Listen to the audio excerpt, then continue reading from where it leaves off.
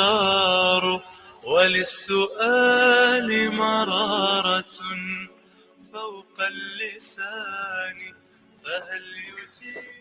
Just gone 22:09 Central African time. You are listening to Sabahul Muslim on Radio Islam International. We have Dr. Basel Abuwarda from Gaza with us in studio. He's the guest of Colors of Hope in the Salam Foundation. Dr. Assalamu alaikum wa rahmatullahi wa barakatuh. Welcome to Radio Islam International. Alaikum salam wa rahmatullahi wa barakatuh. Thank you for having me here.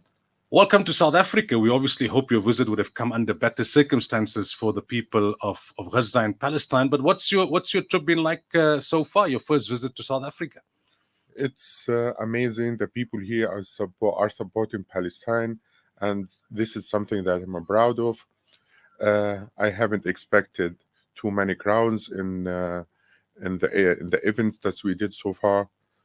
I came here just to educate the people about Palestine and tell them more about Palestine, but they already know a lot.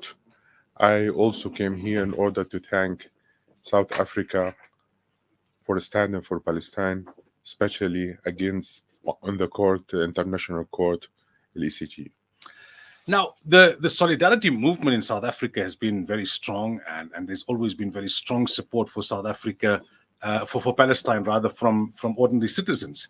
But this time around, as you've just mentioned, the South African government took a very courageous stance at great political and economic risk. What were your thoughts about the South African government's position at the ICJ, which took place prior to your arrival in South Africa, coming into the country, knowing that this is the country that took Israel to the ICJ, put it under the microscope, put it into the international dock, so to speak? This is something that I'm proud of. I have to say the whole world, even our brothers, have abandoned us.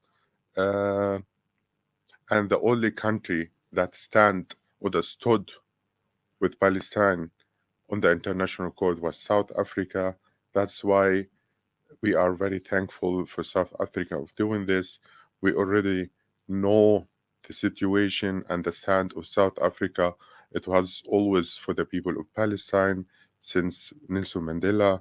This is something that's not new for South Africa. And we already know in Palestine and Gaza that the South African people are a big supporter of Palestine. You were in Gaza, I understand, I think in 2014, when it came under heavy bombardment from Israel. This time you were out upgrading your skills as a surgeon to go back and help your people. From what you're hearing from those that are in Gaza at the moment, how much worse is it this time around compared to previous times like 2014?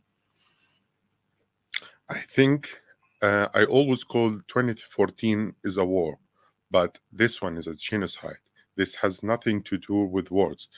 The amount of destruction, the amount of casualties that has been reported now, and it's happening now, it's nothing to compare with what was happening in 2014. In 2014, we had hospitals that were able to treat people. Nowadays, all hospitals have been destroyed. All operation or complicated operation have stopped in Gaza. Medically, the situation, there is no comparison. Talk to us about what it's like for you. I mean, your near and dear ones are there. I understand you lost 57 people from your family. May Allah reward them all with the rank of martyrdom, and may Allah grant sabr and jameel to the family, including your beloved parents. What's it been like being out of Gaza when this is happening to people so close to you? Actually, the number has raised. It was 57, and now it's almost more than 100. The last one who died is my cousin, Muhammad Isa Abuwarda, for 5 days now. He was 24 years old.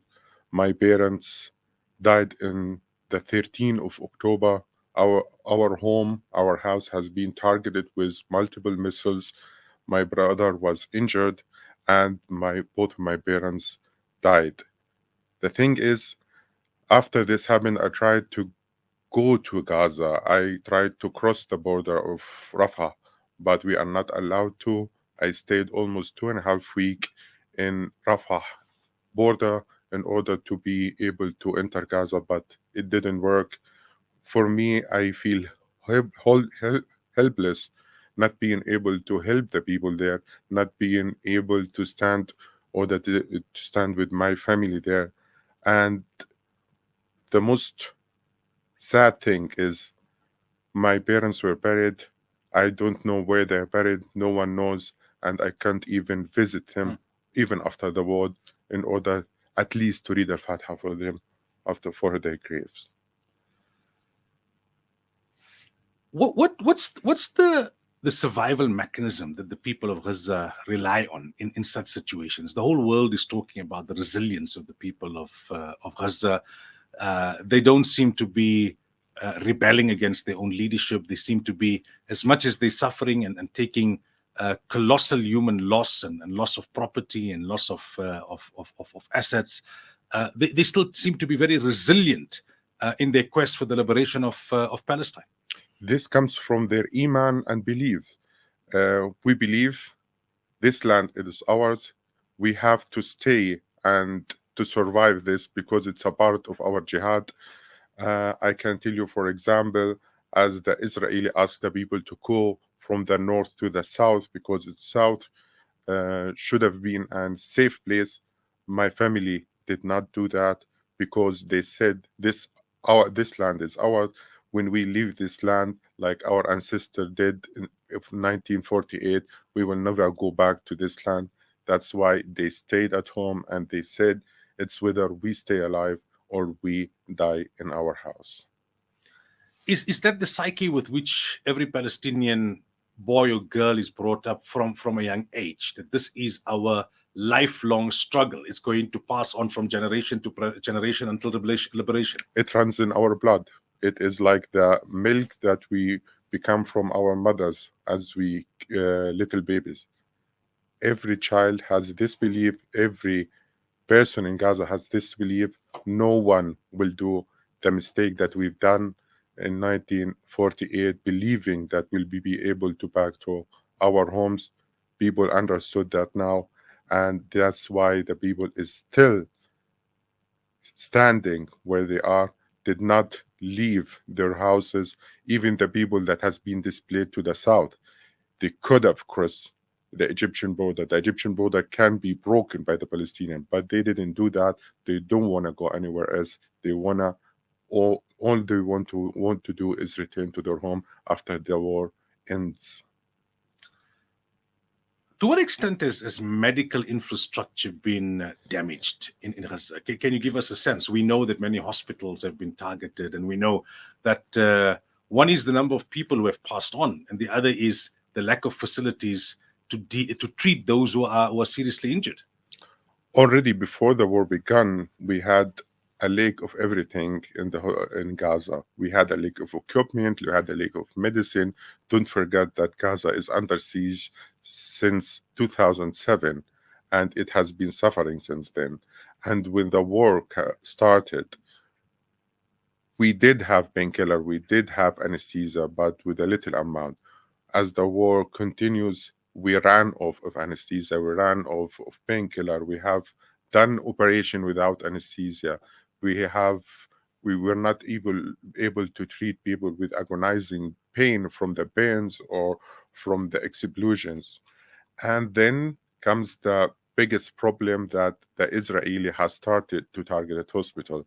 This is something that has not been so usual in the previous war, 2014, 2012, 2008.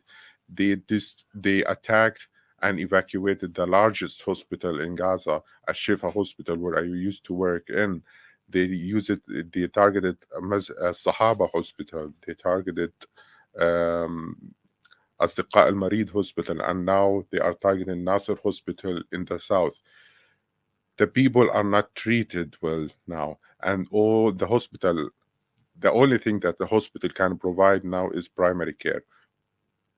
Complicated operation that needed for severe injury are not done anymore because of the lack of the equipment, because of the lack of a place of doing this, because there is no hospital left, and the hospital that's now functioning don't have enough staff because a lot of doctors that has been in other hospital like at Shifa hospital has been arrested and detained and talking in unknown places until that day.